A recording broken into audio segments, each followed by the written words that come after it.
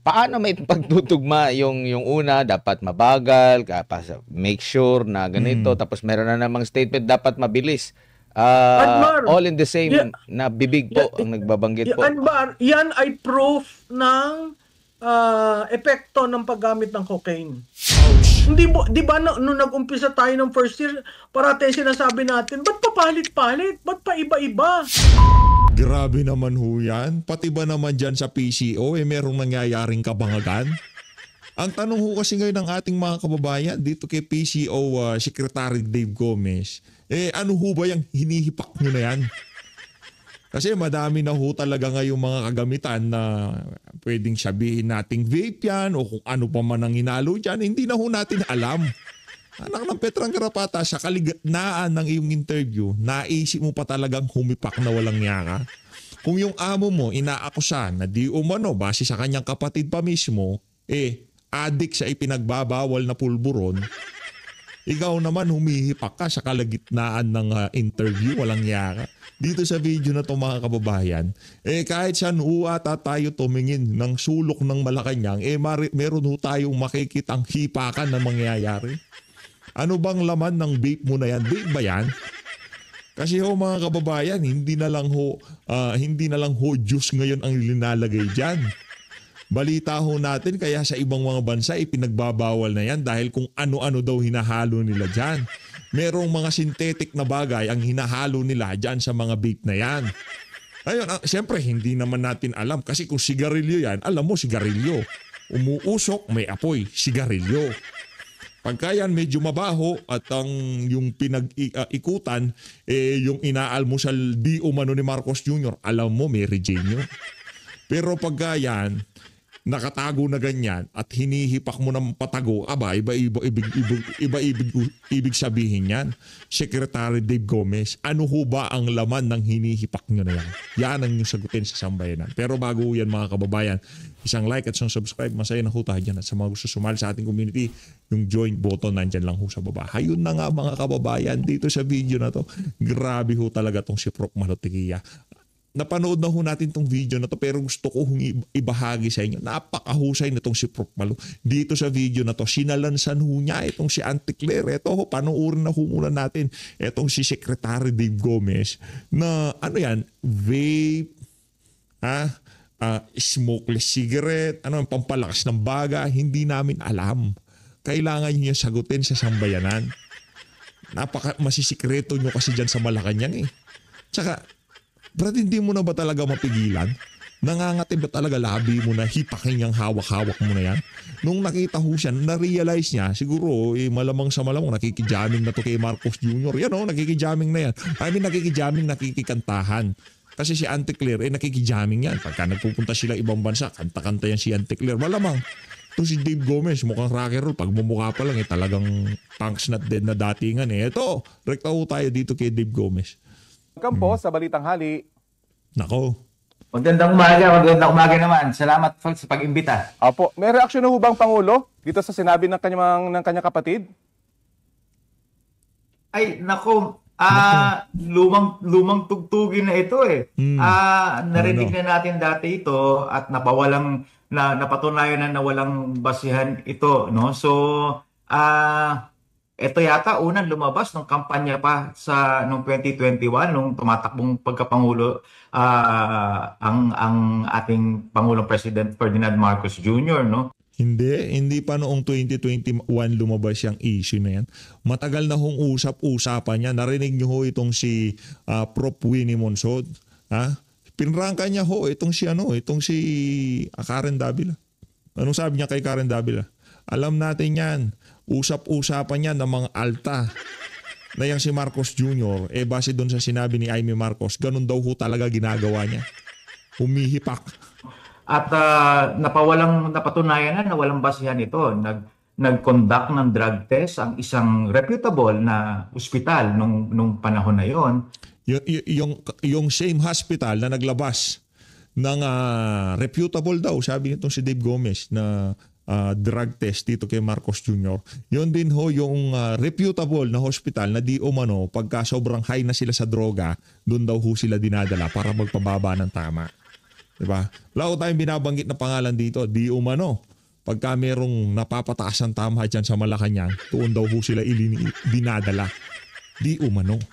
Diba? At ang resulta negative for drug use. Ang resulta, mahigit 30 million Filipinos ang bumoto sa kanya upang maging Pangulo. So lumang tugtugin na to, and if I may use a cliche, this is a tale as old as time.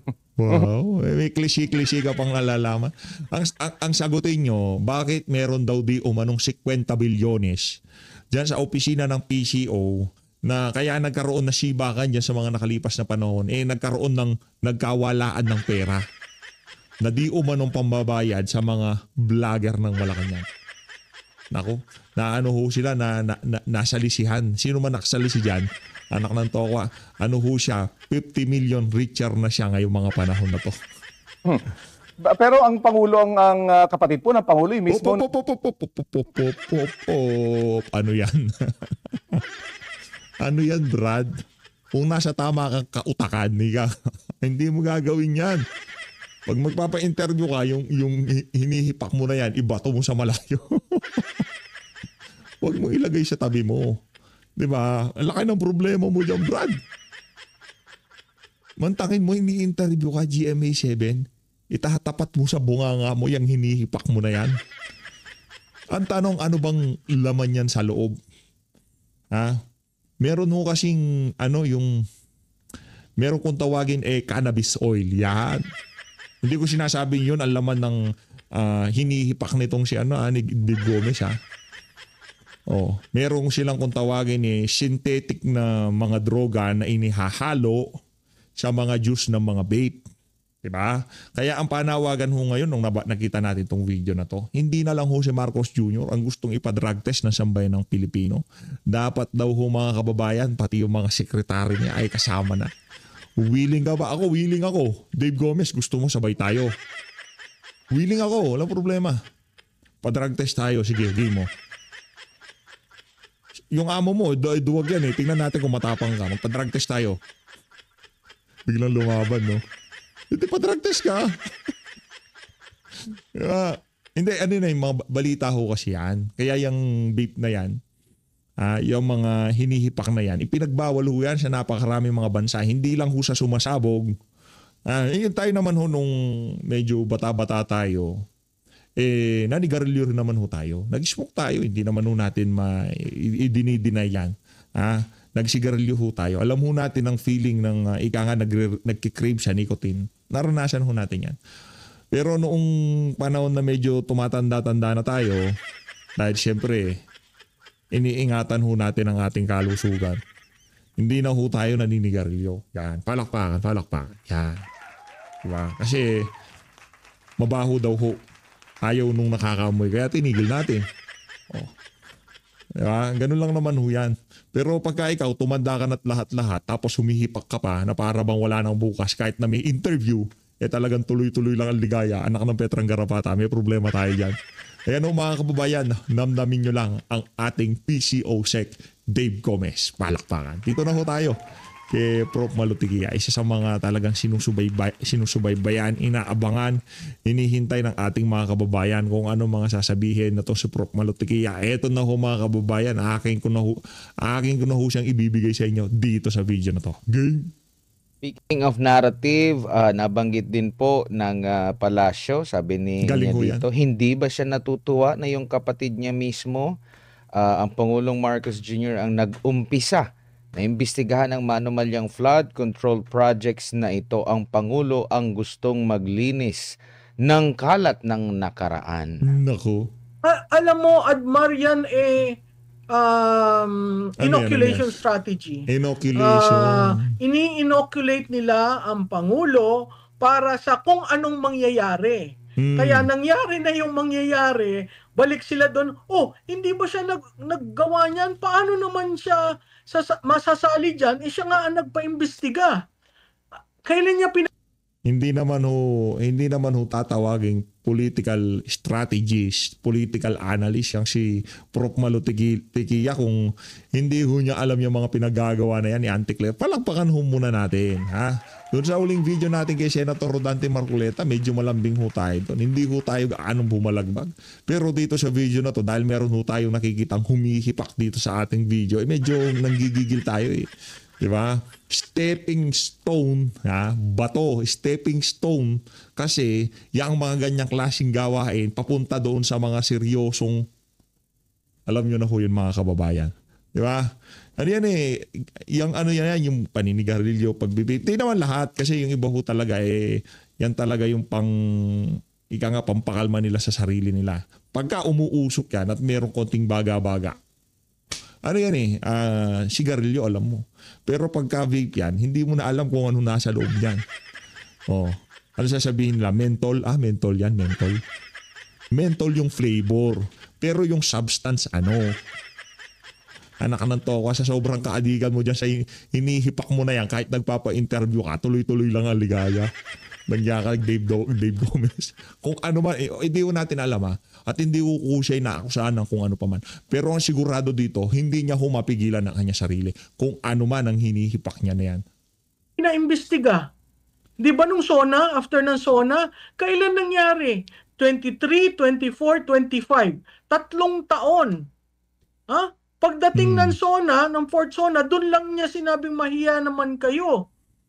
Wala siyang sinabi kung ano yung ibig sabihin ng mahiya naman kayo. Sinabi lang niya in reference to some problem sa infra. And then after nun, nag-launch na siya ng isumbong mo sa Pangulo, in-identify niya yung 12 contractors, nag-focus sila sa isang probinsya.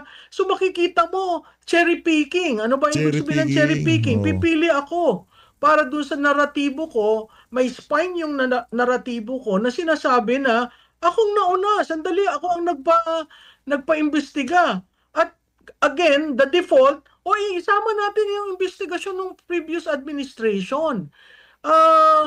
Hindi ko maintindihan kung bakit isasama. At wala naman silang pinapakita pa after 113 days na ito yung mga maanomalya ng previous administration.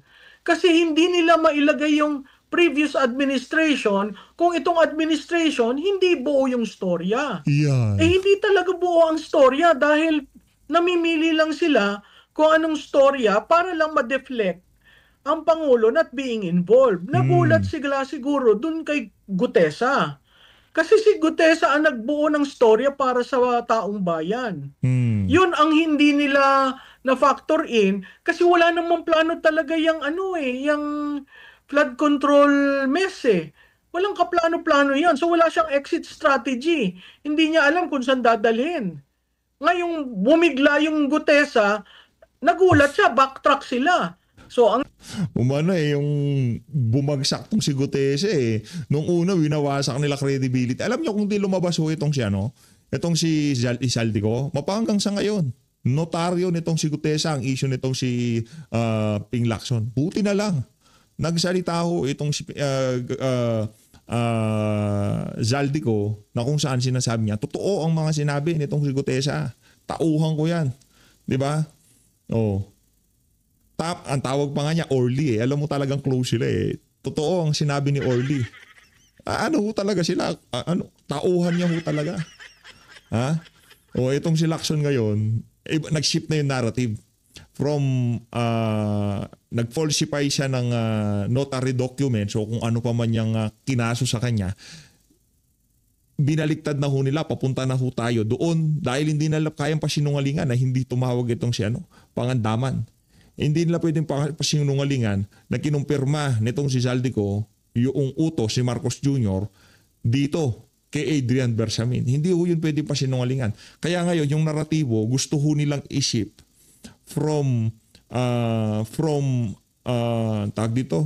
peking notaryo papunta doon sa ginamit lang ang Pangulo. Palakpakan. Di ba? Saltik na saltik ang datingan eh, no? Ibang klase ho itong si Lacson. Di ba? Hindi. Ano yan? nag-falsify yan, kakasuhan yan ng falsification of notary something, di ba? Ganun ang kaso nitong si Gutesa. O ngayong nag-corroborate, nagtugma ang testimonya ni Gutesa at nitong si Zaldico. Iba na naman ho ngayon. Hindi, ginamit lang pangalan ni Marcos. Lakas ng tama ni Lacson, ibang klase. Baka nakikipagkantahan na rin siya dyan sa Malacanang. Oy Dave, hindi mo ba nakikita si Ping? Hindi ba siya nakikipagkantahan dyan sa Malacanang? Ano bang paborito niyang kanta? Lakas tama. Ang default nila, ang presidente ang nanguna, siya ang nagpa-imbestiga, hindi siya kasama. Yeah. So makikita mo, it's essentially an inoculation strategy of what's going to happen dahil alam nila, lalapit sa kanya itong anomalyang ito.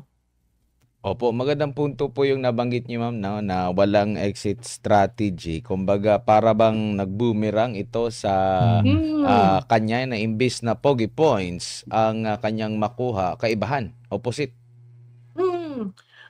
Kaya nga kung sino man yung nag-isip niyan, talagang ipinalunlo ang presidente. Ito naman si presidente, sabi niya siguro, that's a brilliant idea. Let's do it. Anong nangyari? Kasi alam mo, kung gusto mo talagang yung transparent, accountable, inorderan niya ang pinsan niya. Ilabas ang small committee report. Ilabas yung BICAM report. Bakit hanggang ngayon? Wala pa rin. Wala tayong nakikita dyan. Pangatlo pa, yung number of ghost projects, hindi sila magkaintindihan kung ilan. Yan. Si DPWH, iba ang sinasabi, 425. Si Development Department, ang sinasabi 485. So wala, hindi mo alam yung datos eh. And yet, dun sa ghost projects, wala namang kasong pinafile. Kaya nga ang ulit ko, yan sa ghost projects, madali mong i-file yung kasong yan kasi may proposal, may plano from DPWH, na kuha ang pera, nabayaran ang kontratista, pagdating doon sa lugar, wala. Punta ka nun sa paper trail. Sino yan nagplano? Saang distrito? Magkano ang binayad? Yung tatlong yun, filean mo ng kaso. Ano pa yung sinabi? Meron pa, Prof, di ba? Hindi lang si Zaldico ang dito, talagang tatamaan. Itong si finance chairperson diyan sa Senado, nandun naman siya. Huwag na nating hintayin yan si Zaldico. Marami hong nakakaalam, maraming nakatingin nung ginawa yung Vice Cam. Diba? Marami ho sila doon. Nandiyan si Grace Pope. Pinangalanan na siya. Kesyo kasama siya sa mga dumurobo sa pera ng sambayan ng Pilipino. Bakit hindi pa siya pinapatawag? O baka pinatawag na siya ng ICI pero dahil napaka-secretive nila, wala man lamang ni isang Pilipino ang nakaalam kung anong pinag-usapan at kung kailan siya dumating dyan sa ICI na yan. Pambihira, oo. Sabi, we have to be slow so that we have to be deliberate. That's a direct quote. To ensure that the case will stand in court. Alam mo, common sense. Ghost projects will stand in court. Why? It's a ghost project, for heaven's sake. Correct. Yun ang hindi ko maintindihan eh. Kung saan pumupunta, pailan nyo muna ang ghost projects. Doon maniniwala akong seryoso kayo. Baka may masagasaan, kaya hindi nila pinupurso yun. Opo, pero yung nabanggit nyo po na dapat hindi madaliin yung pagsasampa ng kaso. Meron din siyang video na dapat gusto ng na mabilis din na aksyon. Mabilis na resulta. Dahil nag-aantay ang sambayan ng Pilipino. Di ko alam kung paano may pagtutugma yung una, dapat mabagal, make sure na ganito, tapos meron na namang statement, dapat mabilis. All in the same na bibig po ang nagbabanggit po. Anbar, yan ay proof ng epekto ng paggamit ng cocaine. Ouch. Di ba nung nag-umpisa tayo ng first year, parati sinasabi natin, ba't papalit-palit? Ba't pa iba-iba? Bakit walang consistency? Matindi na. At So makikita mo ang bürokrasya, ang isusunod ba ako o sandali lang, mag-iiba na naman. ICC, pabalik-balik. Droga, war on drugs, pabalik-balik. FDI, pabalik-balik. EDCA, pabalik-balik. China, pabalik-balik. Ang dami niyan. If you're going to list the changing narrative from the first year to the third year, siguro mahaba ang listahan natin, baka 2 kukumban. Resulta. Tama naman yung idol ko talaga tong si Boss Admar. Magaling. Idol yan, magaling. Naano natin yun, napalampas natin yun. Nung una nga sinasabi nitong si Bangag, hinay-hinay tayo. Kasi ang pinaka-worst na mangyari dito, mayroon pa siyang pag-ganon-ganon yung tipong worst na mangyari dito sa issue na to, makatakas yung mga talagang salarin, di ba? Yun yung ganun niya ibenta yung kanyang ideya na dapat dahan-dahan lang. Ika nga due process kung tawagin. Pero kumakailan lamang kahapon. Hindi pa tumilaok ang manok, siguro wala pa siyang tulog noon. O nag-almusal siya pero wala siyang tulog. Di ko alam kung ano yung almusal niya. Tanong nyo kay Amy, baka alam niya, di ba? Ngayon naman bibilisan na. Ito na, mga kakasuhan, lalabas na yung warrant, anak ng toko. Ibang level talagang kabalbalan nitong mama na to. Tuloy natin. Diba? So ang akin lang, nakita natin yung signals The signs were there and are still there. And the moment the sister stood on that stage, all of us were saying, kaya. Diba? That was a collective sigh. Nung umakyat si Senator Marcos, everyone was saying, alam mo, ang sisi pati alam mo palang ganyan, ba't mo dinala kay Inday Sara? Ba't mo pinursu yung unit team? Correct. At narinig natin kay Senadora nung sinabi niya, nangako na magbabago. Hindi ba yon behavior ng isang addict? Nangako magbabago pero hindi nagbabago? So nakita natin talaga yung agony sa loob ng pamilya. Opo. Ano ho yan? Yung mga drogista, yung mga addict, pagka yan nangako, pagka ang paksa ng kanilang ang kanilang pangangako kaugnay dun sa kanilang bisyo, itagaan nyo na ho yan sa bato, ilista nyo sa tubig, ika nga. Hindi ko totoo yan. Kasi kung magbabago yan, ang gusto ho nila, kung talagang nagkaroon na sila ng maliwanag ng kaisipan, hindi na ho yan pagsabi. Makikita na lang ng komunidad na, itong bata na to medyo tumataba-taba na ha. Diba? Parang hindi na siya gaanong nagdudrugay. Ganun ho yun. Hindi ikaw ang magsasabi na titigil ko na to.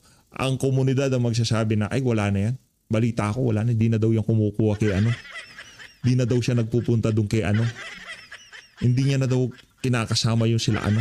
Diba? Ganyan, komunidad ang magsasabi. Pero pagka ang durugista sinabi niya, magbabago na ako, anak ng toko, lista mo sa tubig.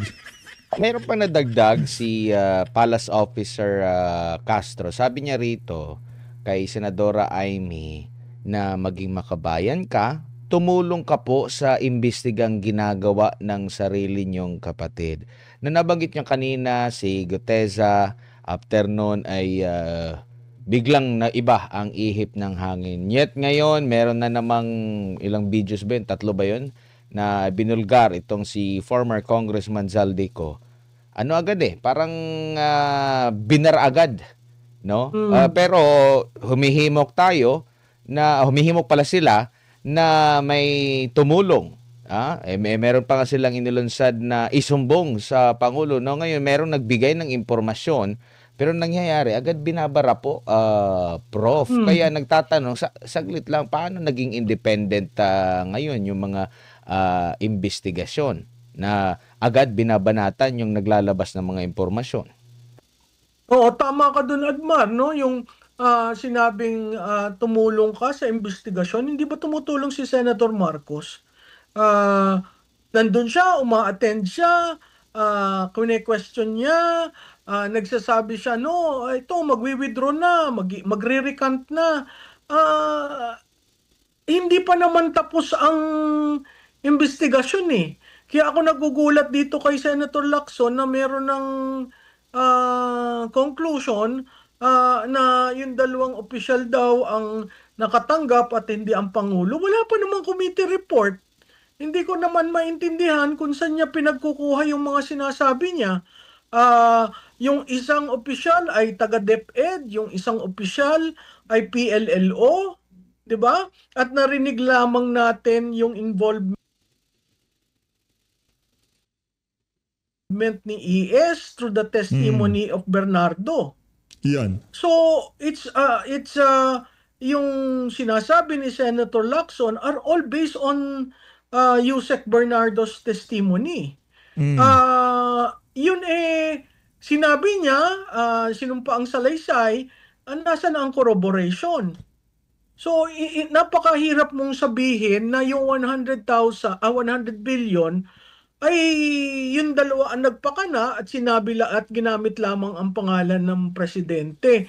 Ikaw ba naman gagawa ng ganun na idadrop mo ang pangalan ni presidente? Posible. At kung titingnan natin sa narrative ni Congressman Ko, sinabi niya na nakatanggap siya ng tawag kay Secretary Amina na ang instruction ni presidente ganon.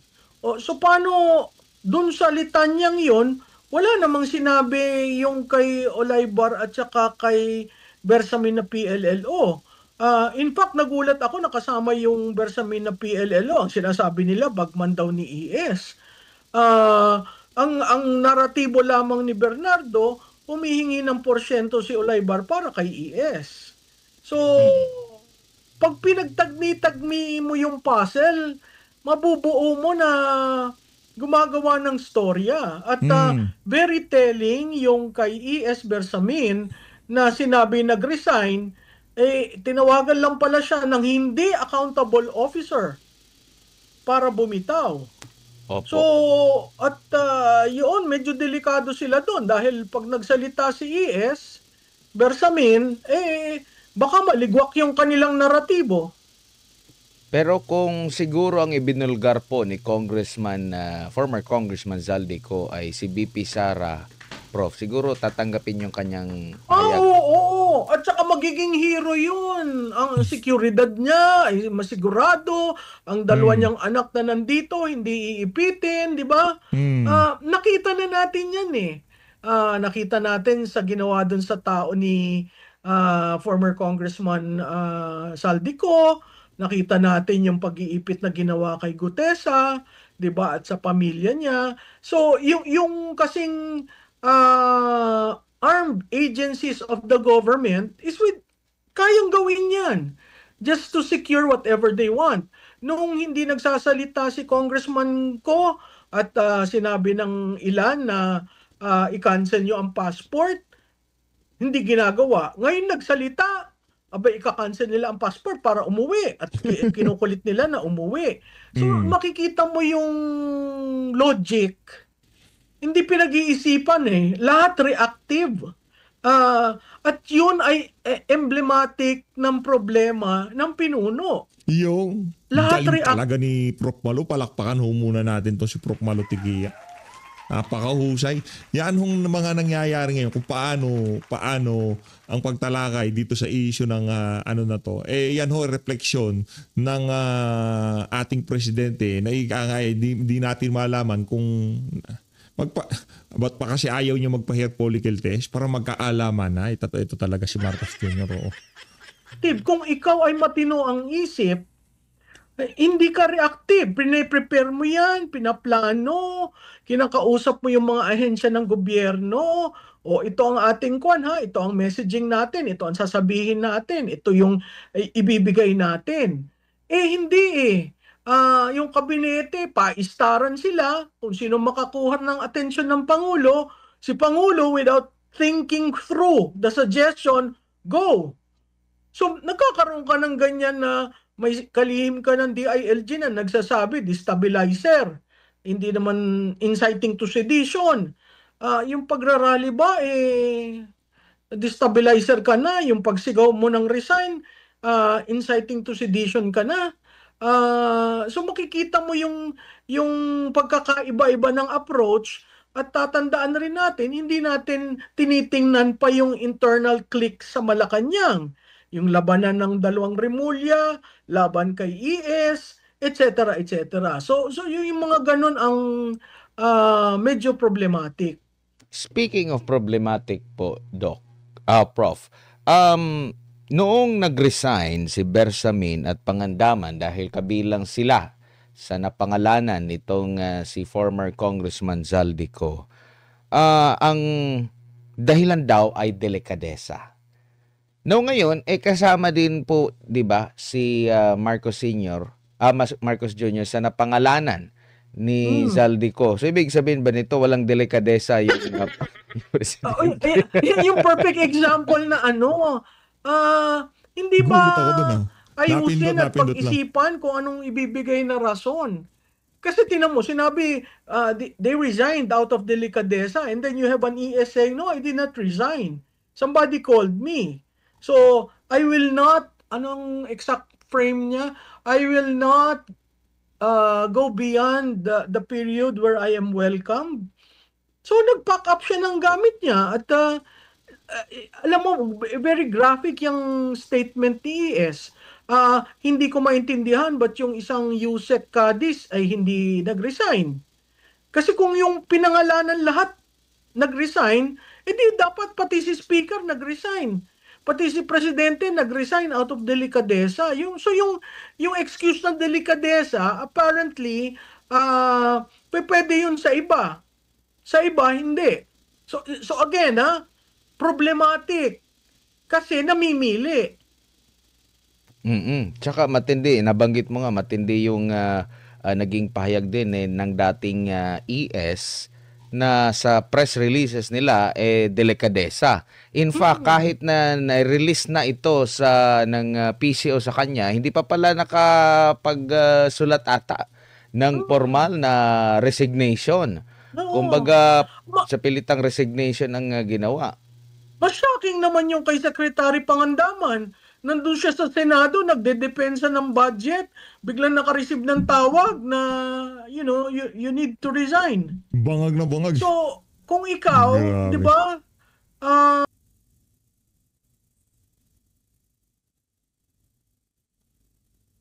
Paano wala yung tunog Forward doon natin.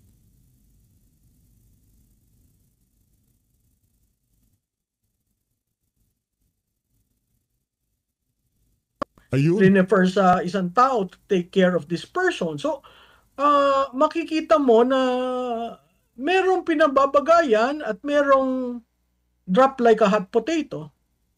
Pero parang hindi na yata sorpresa ito, Prof, yung nangyari kay Bersamin, kay Pangandaman. Kasi may pattern na rin kung maalala nyo po sa panahon ni Torre na ginawa niya ang lahat no, para maisakatuparan yung gusto ng gobyerno. Alam natin kung ano yung mga ginawa niya. Siya mismo yung nanguna against sa KOJC, kay Pastor, kay dating Pangulong Rodrigo Duterte, hanggang sa naging PNP chief siya, tapos biglang bagsak. Na ngayon nasa Rainbow, nag-float pa siya. At kay Congressman Zaldico, 'di ba? Nabanggit din niya na sinabihan siya mismo daw na wag umuwi sa Pilipinas. Pero ito yung mga niya sa mahabang panahon na APRO sa loob ng 3 taon, mas mahaba yung kanyang tenure bilang APRO chair. 'Di ba? Nabanggit din siya ni Vice President Sara Duterte na 2 lang yung humahawak doon sa budget, si Speaker at saka itong si APRO Chair Zaldico. Tapos ngayon, same din sa nangyari kay Bersamin. Sinasabi dito, hindi naman siya nag-resign. Nabanggit mo na rin na kwento ni Amina Pangandaman ng DBM, ganun din. So kumbaga parang kung itagpi-tagpi mo lahat ng mga pangyayari, parang if ever na magkokonekta ito, kung nabulilyaso at magkokonekta doon sa presidente, para ka na lang basahan na pagkatapos gamitin ay itatapon na lang. Yun. Alam mo, Admar, hindi lang yan siguro ngayon. Pwede nating i-tie up dun sa panahon ng eleksyon Pagkatapos ng eleksyon, di ka nakilala, di ba? Yun. Tingnan mo yung sinabi ni Manong Chavit. Ganyan ho talaga yung mga adik. Tingnan yung ginawa kay VP Sara, anak ng tokwa. Kaya yung sinasabi nila na walang ano yan, hindi man lamang naalala nung pinalibing ni PRRD yung kanyang ama sa libingan ng mga bayani. Wala naman hong pakialam yung mga adik yan eh. Wala naman sa tamang katinoan yung mga yan. Pagkatapos ng eleksyon, Si BP Sara pa pala, Prof. oo, si BP, di ba? Sa tingin ko, user ba? That's a more user in the sense na pag natapos na siya sa'yo, diyan ka na. Bahala ka na sa buhay mo. Nagamit na kita eh. Tapos na ang pangangailangan ko sa iyo. So, yun nakakalungkot kasi yung mga pero nakakapagduda yung kay Torre. Hindi ko maintindihan ba't hindi nila makuha si Torre ang pag-resignin. Kasi anomalya yung sinartaes ay hindi ang highest ranking under the PNP charter. The fact that Torre is floating, is getting all his benefits, etc. without working, isn't that highly anomalous? So hindi siguro kaya hindi nila masipa dahil dun sa maraming ginawa si Torre. And yet you have to be fair. Kung sinipa mo itong mga ilang kalihim at si ES, and Torre is scot-free doing whatever he wants, and receiving the salary coming from the taxes of the people, there is really something wrong with you as a leader in this administration. Oo nga po. Bilang panghuli na lamang po, Prof, kasi nabasa ko rin itong magandang post. Actually, nabanggit mo na rin itong issue na ito na konting galaw lang. Kung may mag-question, ano agad tawag nito? Inciting sedition. Sabi pa nga ni close to inciting, malapit na. Meron po bang ganun? Pero maganda itong naging post din ni Congressman Pulong Duterte. At ang puna niya rito, yung Bill of Rights, parang optional lang daw yung pagbasa, no? Pero malinaw po daw doon sa Article 3, Section 4, na dapat daw i-display, no, sa opisina ni Junvic Remulla, DILG Secretary, yung Article 3, Section 4, yung sa freedom of speech, expression, freedom to assemble. Sabi pa niya dito, hindi lahat ng ayaw sa inyo sedition na agad. Baka daw hypersensitive lang sila pag kayo ang tinitira. Nabanggit din niya dito yung sa AFP Chief of Staff na very grateful sa budget kasi lumalabas din ulit ngayon yung nag-resurface ulit ngayon yung mga videos, no, ng usapan nila with the Speaker and Congressman Zaldico, and at the same time yung AFP Chief of Staff. Pero napatanong itong si Congressman Pulong Duterte kung saan ba napunta yung mga bilyones sa AFP. Kasi daw yung ilang kampo daw, kalahati lang daw yung armas. Kung meron mang mga armas pang museum, ibig sabihin mga luma na raw, mga M16 pa raw yung mga gamit. Meron din daw proyekto na Ghost. So pwede ba daw nilang papuntahan ng staff, sabi ni Congressman Pulong, para mag-inspect? O baka naman sa dictionary nila, yung transparency ay sedition na rin. Sabi pa niya dito, baka konting rally, sedition, konting tanong, sedition, konting pag-check ng budget, sedition. Kung ganyan pala, sabihin niyo na lang diretsahan, bawal magtanong, bawal pumuna, bawal mag-demand ng accountability, martial law na lang ba daw. So, ito po yung puna ni Congressman Pulong Duterte. Tugmang-tugma po ba ito sa kasalukuyan, Prof? Oo, kasi yung mga nagrarally, pinipigilan. Saan ka naman nakakita ng rally? Sila ang nag-define ng lugar. May permit yun, sila ang nag-define ng lugar. Mas marami pang mga pulis. Yung mga papasok ng mga sasakyan, hindi inaalaw. Marami silang ginawa nung rally sa EDSA na hindi halos nakagalaw yung mga organizers. Nung pagtayo sa stage, lahat ng pagtayo ng stage, na nagsasalita, marami nagkomentaryo sila na, nako, yan, yung muntik na, malapit na, ah, alam nyo ho, you err always in the side of the Bill of Rights. Wala namang sinabi, hindi naman sila umakyat ng stage para sabihing ibagsak ang gobyernong ito. Noon ng panahon ni Marcos, ibagsak si Marcos di ba? Ibagsak ang rehimeng ito. Walang ganoon. Ang sinabi lang, resign. Ang resign is an exercise of the freedom of speech. Ang mali doon, kung kunyari nasa sinihan ka at sinabi mong sunog, yun, talagang alarm and scandal yun. So, hindi ko maintindihan kung bakit sila madiin sa kritiko. 'Di ba?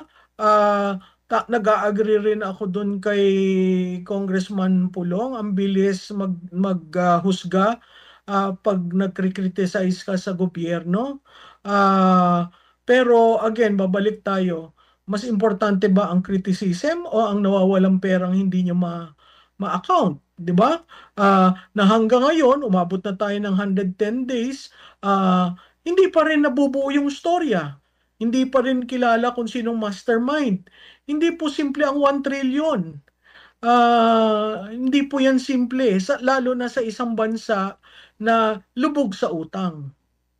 Dapat kasi daw, VP Sara resign para hindi sedition po, Prof. Mahirap naman yan kasi may saligang batas. Except, lalo na dyan sa mga dilawan, no? Ang gusto nila, parehong mag-resign. Sige ho, pag parehong nag-resign, by operation of the Constitution, unang-una, wala pa tayong batas. Pag tiningnan mo yung provision ng Constitution, ang sabi doon, the Congress shall file a law on the succession. Wala naman ng batas pa na nabubuo ang Kongreso sa succession. So, pag pinag-resign mo yung dalawa, si Senate President, si Speaker, kaya nakikita natin yung galawan sa Speaker at Senate President sa paningin ko, may naaamoy silang mangyayari, kaya kailangan kaalyado nila ang Senate President at ang Speaker. Mahirap mong gawin yan kasi very fluid yung sitwasyon. Opo. Meron pang puna po, Prof, last na lang talaga ito. Doon sa 125 million, critical agad sila doon sa 125 million issue dito kay VP Sara Duterte.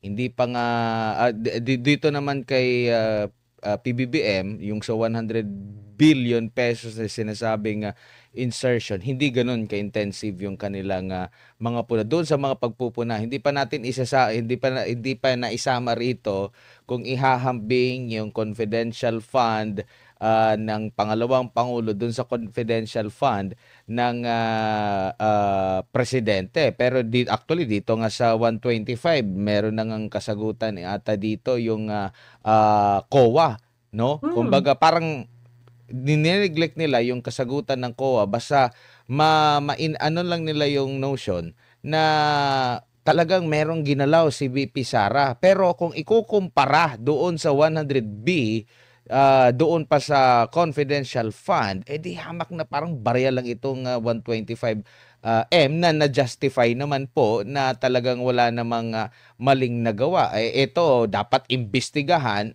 wala na, binabara na agad. Hindi, malinis yung presidente. Alam mo, Admar, yung ginawang operation sa 125, talagang diniin nila si Vice Presidente from the Quadcom to the Tricom, di ba? To the point na parang sila na ang COA, and yet ang COA naglabas ng ruling tungkol diyan, no? Hanggang dun sa biro mong hanapin nila yung mga pangalan na piatos, kung sino-sino sa PSA, mga tanga lang naman ang maghahanap niyan kasi confidential fund nga yan. Ano ba ang requirement sa confidential fund? Kaya nga ang challenge ko din sa mga mambabatas, mag-file kayo ng bill defining the metes and bounds of a confidential fund and how do you liquidate it? Under the joint memorandum, ang requirement lang sa liquidation ng confidential fund, ilagay mo yung pangalan sa sealed envelope at ibigay mo. So, yung mga piatos, paano mo makukuha yung mga pangalan na yan? So, yung Office of the Speaker na merong kopya niyang use ng confidential fund, leaked it. So, kaya sino ba ang naglabas ng mga piatos? Di ba yung mga young guns? So, babalik tayo sa young guns. Oh, bakit kayo tumatahimik? Ngayon, bumaliktad ang mundo, ba't kayo tumatahimik? Di ba? Very telling yan. At Wala na hong ano ngayon, wala nang young guns. Nagpahinga na ho sila Ortega. Yung iba sa kanila mga contractor eh. Diba? Wala na ho sila. Pati yung mga old guns, tiklop na rin ho sila. As always, maraming salamat po sa pag-support sa Pitch Update. Mag-ingat po kayong lahat. Palnad ng Pilipinas. Maraming salamat dito kay Prof. Malutigaya sa SMNI. Palakpakan natin. Saludo, saludo.